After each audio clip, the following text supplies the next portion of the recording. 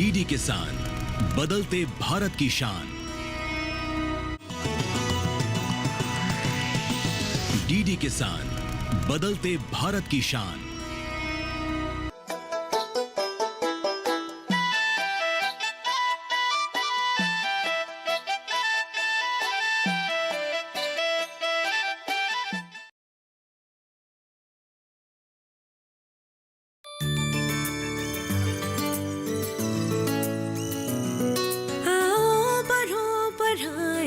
आगे चले हम,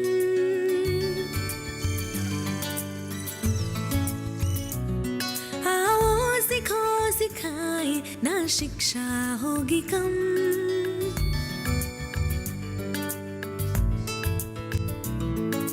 ना रहो पीछे दो कदम, आगे बदलो अपनी सोच। एक नई सोच, एक नई सोच, एक नई सोच, एक नई सोच।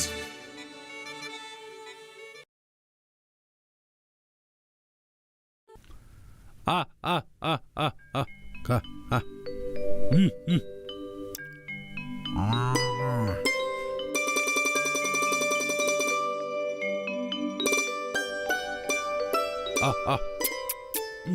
मतलब तू अपनी पत्नी से कुछ नहीं कहोगे, लेकिन अपनी माँ के सामने बड़ी बड़ी बात करते हो।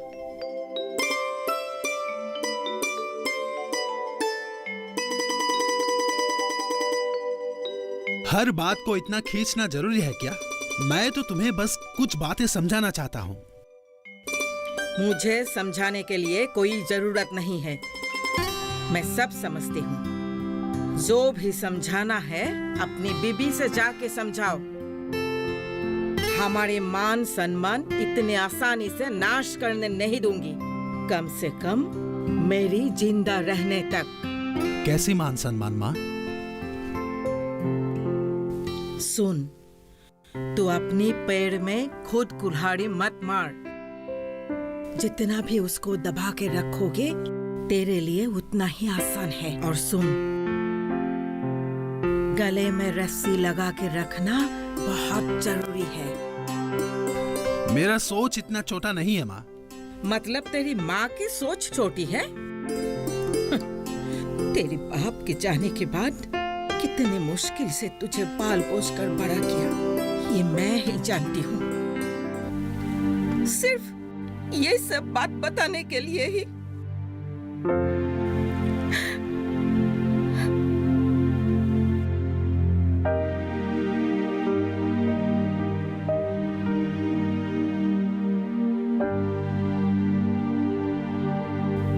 सुन रही हो ना अपने भाई के बात? तू ही तो बोल रही थे ना, मेरे भाई शादी के बाद नहीं बदलेंगे। देख देख, अभी अपने माँ के बाद उसे छोटी लगने लगी है। मैं उसे समझा दूंगी माँ, छोड़ ना ये सब। तू जा सब्जी बना, मैंने काट के रखी है। समझा उसको, नहीं तो बाद में लोग तुझ पर ही हंसेंगे। अच्छा ठीक है, समझा दूंगी। तू जा ना, सब्जी बना जा।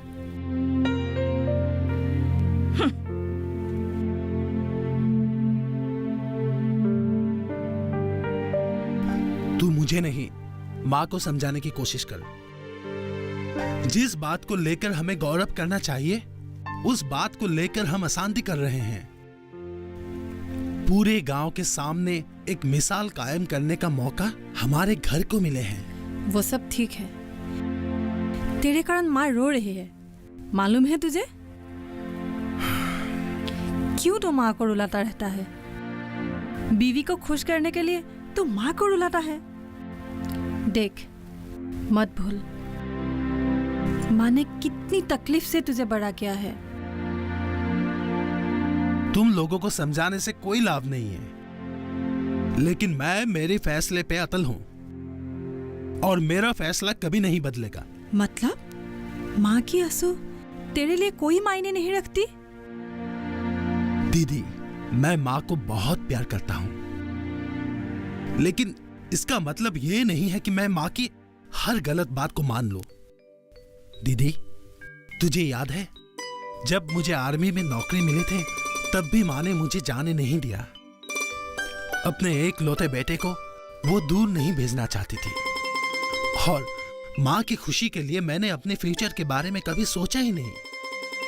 अगर आज मैं माँ की सस्ती परंपराओं के सामने हार मान लूं, तो गांव को जो बदलने का मौका हमें मिला है वो हम खो देंगे। तू इन सब के बारे में माँ को थोड़ा समझा। मैं माँ को समझा दूंगी। तू एक काम कर, तू घर आ जा, खाना तैयार हो गई होगी, ठीक है? आजा।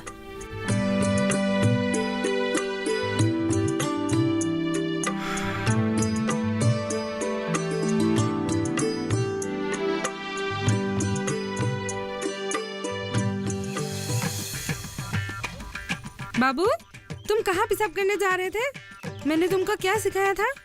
घर के बाहर पेशाब मत करना। घर में टॉयलेट है ना, वहाँ जाके करना, ठीक है? जाओ। छोटा बच्चा है, बाहर पेशाब कर भी लिया तो क्या हो गया? छोटा बड़ा क्या है दीदी? पेशाब तो पेशाब ही होता है ना। पर हम तो इसी उम्र में ही बच्चे को सब कुछ सिखाते हैं। दीदी, हमारी एक छोटी सी सावधानी बहुत बीमारी से हमें दूर कर सकते हैं।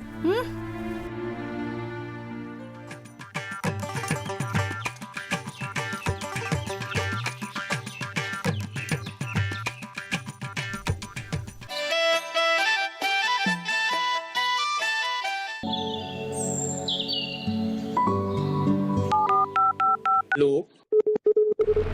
कार्यक्रम के पहले कॉलर जुड़ गए हैं। इस बीच हमारे पास कुछ ईमेल्स भी आए हुए। सवाल पूछिए अपना। में जो मकान पैदा करेंगे, इनमें कौन सी सावधानी बरतनी है? गर्म इलाकों के लिए आप HRM 99 इनसे आप कुछ फल ले सकते हैं। जैस्मीन के पेड़ पे जैस्मीन फल निहार। उसको पूरी खुली धूप चाहिए। फसल में कीट लगा हो या कोई बीमारी, पशुपालन में हो कोई दिक्कत या चाहिए कोई जानकारी, फोन उठाइए, नंबर मिलाइए और कहें हेलो किसान। सोमवार, बुधवार और शुक्रवार शाम 6 से 7 बजे सिर्फ डीडी किसान पर। क्यों कोई लोग समझने की कोशिश नहीं करते? हर बात को नकारात्मक ही क्यों सोचते हैं? यूं ही नहीं कहते, औरत ही औरत का दुश्मन होते हैं। महिला सबलीकरण के बारे में कोई कितनी ही बातें क्यों न कर ले, जब एक महिला दूसरे महिला को पीछे खींचते रहेगी, कभी भी कोई औरत आगे नहीं बढ़ पाएंगे।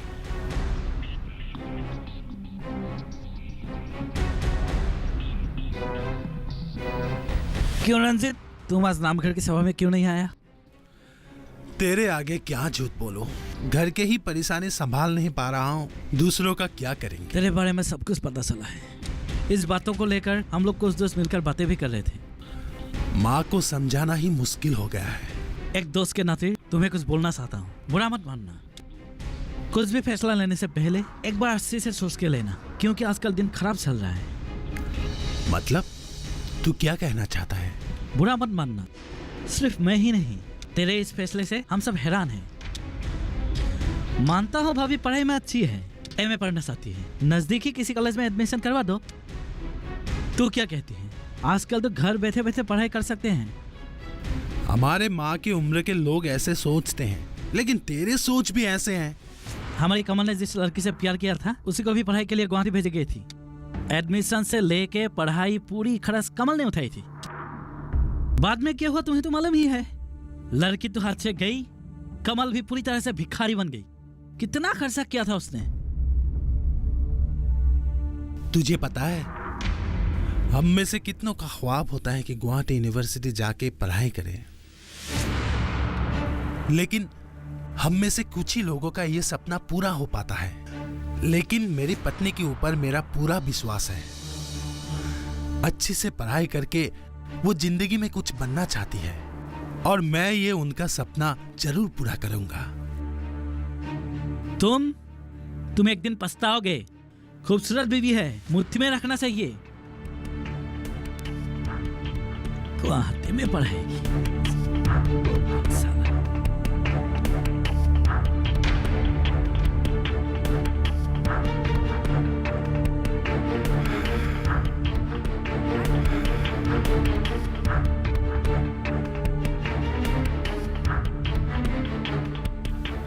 इस तरह से तू यहाँ क्यों बैठी हो? जाके मछली तैयार कर दो, तभी तो मैं बना पाऊंगी ना। देती हूँ। सब कुछ तो मुझे ही करना पड़ेगा। ऐसे बैठे बैठे तुम लोग मुझे थोड़ी ही खिलाओगे। अब तुझे क्या हुआ? मैं तो सब कुछ गलत ही करती हूँ ना, मुझे तो कुछ पता ही नहीं है। मैट्रिक ही तो पास हो ना, इसलिए कुछ पता ही नहीं है। मेरा तो कोई डिग्री भी नहीं, जिसके पास डिग्री है उसी को तो सब कुछ मालूम होता है ना। तुझे क्या हुआ? अरे होने को क्या रखा है, सब कुछ तो देख ही रही है। हर बात पर अपना ज्ञान देती रहती है। अब मैं सुपारी खाकर यहाँ वहां थूक भी नहीं सकती। दीदी यहाँ मत थूको, यहाँ थूकना हमारे स्वास्थ्य के लिए हानिकारक है। उस दिन तूने देखा नहीं, बाबू ने उधर पेशाब क्या कर लिया, बबल मचा दिया। अरे छोटा बच्चा है, बाहर पेशाब कर भी लिया तो क्या बड़ी बात हो गई, बोलो। समझ रही हूँ। उसने कुछ सरकारी सहायता से घर में शौचालय क्या बना लिया, उसके पैर तो आसमान में उड़ने लगा। तू भी अजीब सास है। हमने तो अपनी सास की आंखों पर कभी आंखें डालकर बात तक नहीं की, फिर भी कितना कुछ सहना पड़ रहा है। मैं बोल नहीं सकती क्या? मैं भी बोल सकती हूँ। एक ही लड़का है मेरा, उसके बाद सोचकर ही मैं सब कुछ सहन कर लेती हूँ। एक बात याद रखना माँ, जिसके पास बल होते हुए भी उसका प्रयोग नहीं करते हैं, दुनिया उसी को कायर कहते हैं।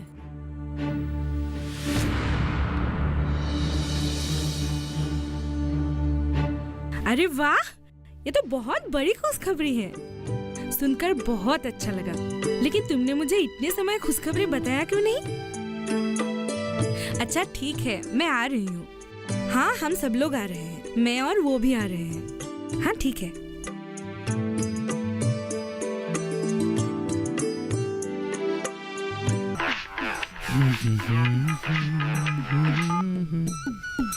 हेलो।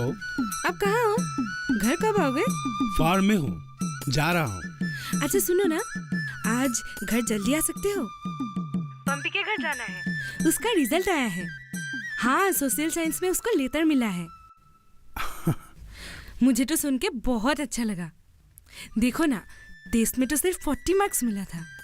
बहुत मेहनत की होगी ना उसने। अभी मैं फोन रखती हूँ, तुम घर जल्दी आना, ठीक है? ठीक है, मैं अभी जा रहा हूँ। सुनो बहू, तुम्हें इस घर में आने की 1 साल भी नहीं हुई है।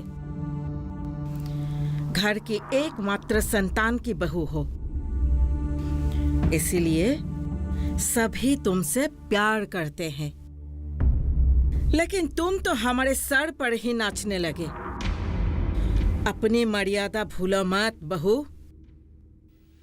अपने मर्यादा भूलने वाले को कैसे लाइन में लाना जाता है, ये मुझे अच्छी तरह मालूम है। याद रखना। मैंने किया क्या माँ? अपने बड़ों के साथ कैसे बर्ताव किया जाता है, ये तुम्हें शायद अपने माता पिता ने सिखाई नहीं। थोड़ी पढ़े लिखी क्या हो गई, अपने आप को बहुत होशियार समझते हो। माँ, बातों को घुमा फिरा के बोलने की कोई जरूरत नहीं है, सीधे सीधे बोलिए, मैंने किया क्या है? तो सुनो, तुम बात बात पर दूसरों को गलत ठहराना बंद करो, और खास करके वो जो खुद जिंदगी का हर मोड़ पर गलतियां ही कर रहे हैं, वो दूसरों पर गलतियां नहीं निकलना चाहिए। अंजलि यहाँ रहना तुम्हें शायद पसंद नहीं है, इसीलिए उसे इसी तरह मानसिक तनाव देते हो। एक बात याद रखना, अंजलि मेरी बड़ी बेटी है, शादी हो गई है, फिर भी इस घर में उसकी जगह तुमसे बढ़कर है। तुम तो पढ़े लिखे हो, शायद तू मेरी इस बात को समझ रहे हो।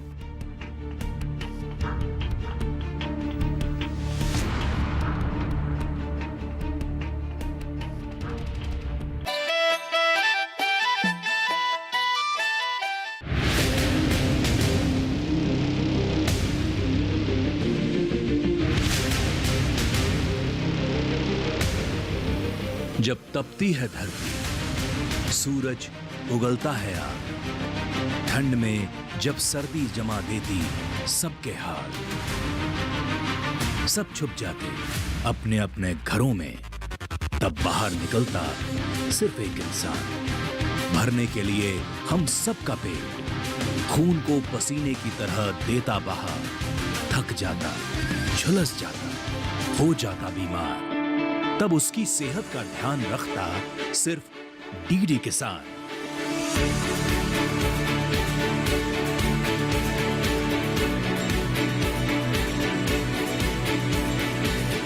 देखिए स्वस्थ किसान शनिवार शाम 6 बजे लाइव सिर्फ दूरदर्शन किसान चैनल पर।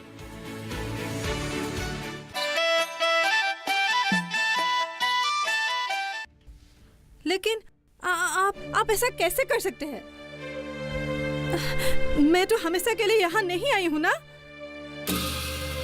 वो तो बाबू का स्कूल बंद है, इसीलिए यहाँ आई थी। स्कूल जब खुलेंगे तब चले जाएंगे। अब मैं क्या करूँगी, कहाँ रहूँगी? आप ही देखिए ना, उनके गुजरने का 6 महीने भी नहीं हुआ है। आप मेरे साथ ऐसा कैसे कर सकते हैं? वो तो है। आप क्या कर सकती है? ठीक है, बताने के लिए शुक्रिया।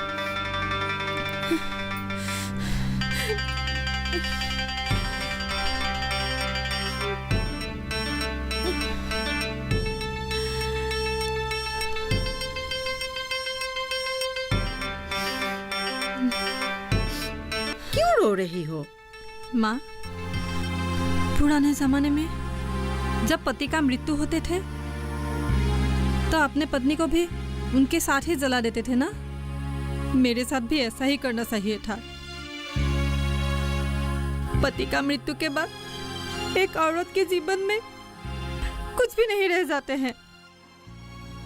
ऐसे मत बोल अंजलि, हम लोग हैं ना तेरे साथ। माँ, मेरे यहाँ रहने का मौका देखकर उन लोगों ने मेरा घर किसी दूसरे को भाड़े पे दे दिया है। क्या? और मेरा सारा चीज निकलकर पुराने घर में शिफ्ट कर दिया है। इसका मतलब यह है कि वो लोग नहीं चाहते कि मैं वहां वापस जाऊं। मुझे अपने लिए कुछ भी चिंता नहीं है माँ, लेकिन अपने बच्चे के भविष्य के बारे में सोचकर मैं डर जाती हूँ। हमारे होते हुए तुझे डरने की कोई जरूरत नहीं है।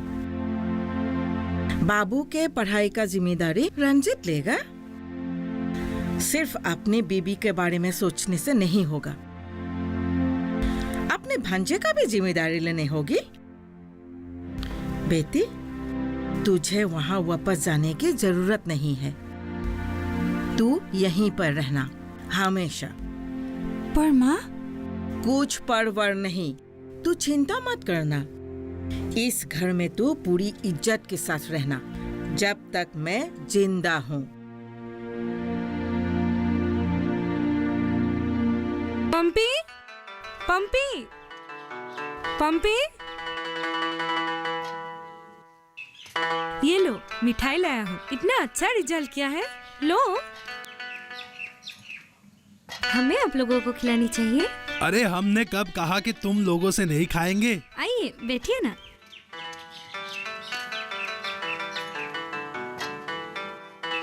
आप लोग बैठिए, मैं चाय बना कर लाती हूँ। हाँ ठीक है। सुनो ना, आज एक बहुत बड़ी बात हुई, मैं तुमको बताना ही भूल गई।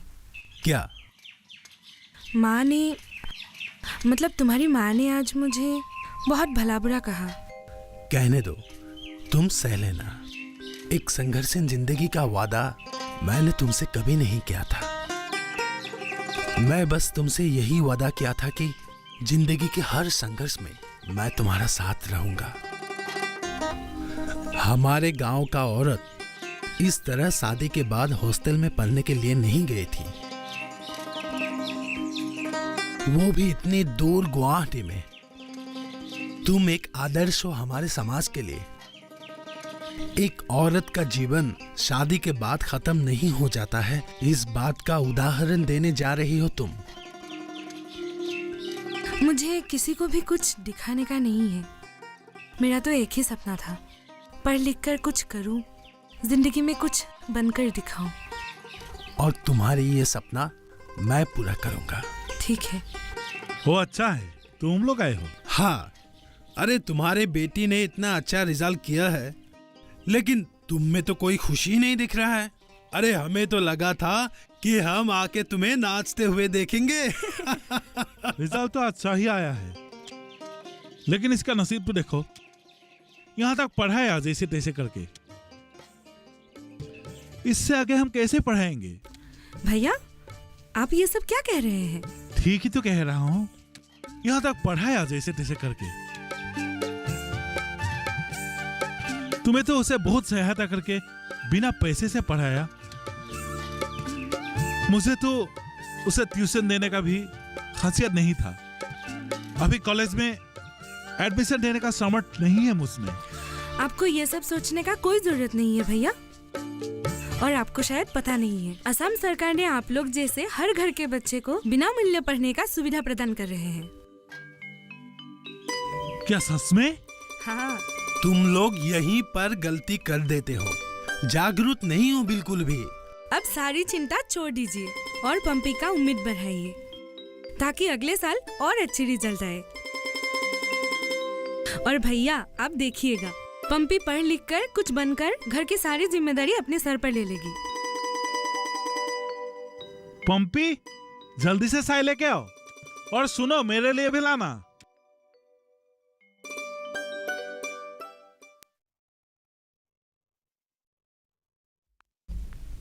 लेकिन माँ, मुझे रंजित के जीत के बारे में अच्छी तरह से पता है। अगर उसने एक बार ठान लिया है कि अपने बीबी को पढ़ाएगा, तो पढ़ा कर ही छोड़ेगा।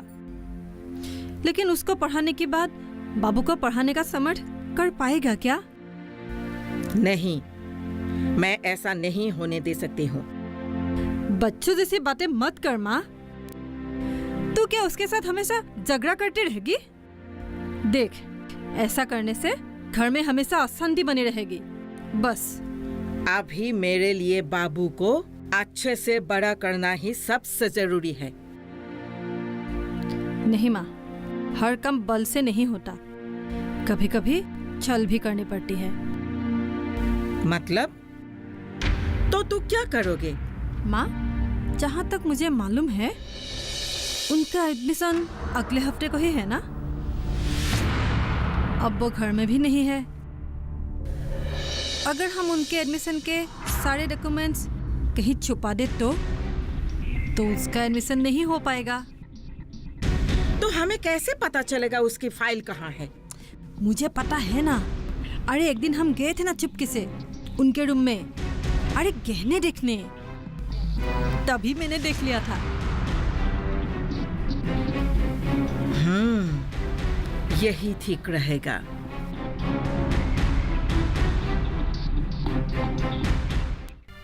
तुमको बुरा लगा? तुमको अगर डांटना है तो कमरे के अंदर डांटना, ऐसे दूसरों के सामने डांटकर मेरे खिलाफ भड़काने की चांस मत देना। मुझसे गलती हो गई, सॉरी। जिस दुकान से ये घर चलता है वो भी जीजा जी का है। अगर दीदी चाहे तो आप लोगों को भिखारी बना सकता है, लेकिन दीदी ये बिल्कुल चाहती नहीं है, क्योंकि आप लोग सभी उनके अपने हैं।